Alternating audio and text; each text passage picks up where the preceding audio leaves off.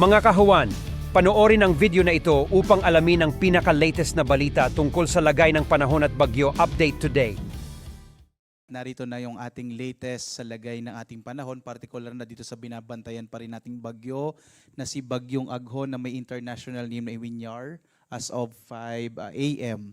Sa ating latest satellite images makikita natin huling namataan ang sentro ng Bagyong Aghon na sa layong 870 kilometers east northeast na extreme northern Luzon. Ito nga ay may dala pa ring maximum sustained wind o pinakamalakas na hangin malapit sa gitna nasa 130 kilometers per hour at may pagbugso naman nasa 160 kilometers per hour. Bumilis nga itong Bagyong Aghon at sa ngayon kumikilos ito pahilagang silangan sa bilis na 40 kilometers per hour.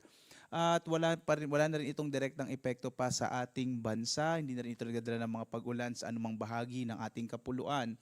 Samantala, ang mas nagdadala ngayon, ang weather system na nagdadala ngayon ng mga pag-ulan ay ang southwesterly wind flow o ito yung hangin nagmumula sa timog kanluran. Ito na rin yung bilang posibleng pagsisimula ng panahon naman ng habagat. Yung habagat, ito yung southwest monsoon na nagmumula din sa timog kanluran. Ito magdadala ng mga pag-ulan, malaking tsansa ng mga pag-ulan ngayong araw, partikular na dito sa may bahagi ng Ilocos Region, Central Luzon, malaking bahagi ng Mimaropa, kasama din yung Kamaynilaan at gayon din dito sa may Western Visayas at Zamboanga Peninsula. Sa nalalabing bahagi ng ating bansa, asahan pa rin yung mga isolated o pulupulong pag-ulan, pagkilat pagkulog sa hapon hanggang sa gabi. At dahil papasok na nga tayo sa panahon ng tag-ulan, asahan din natin yung posibilidad ng mga thunderstorms sa madaling araw.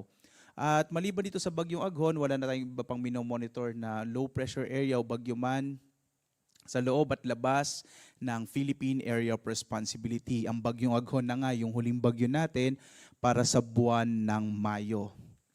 At narito nga ang latest na track ng Bagyong Aghon. Makikita natin na posibleng ngayong umaga o mamayang tanghali ay lalabas na ng Philippine Area of Responsibility base sa ating forecast track at 2 p.m.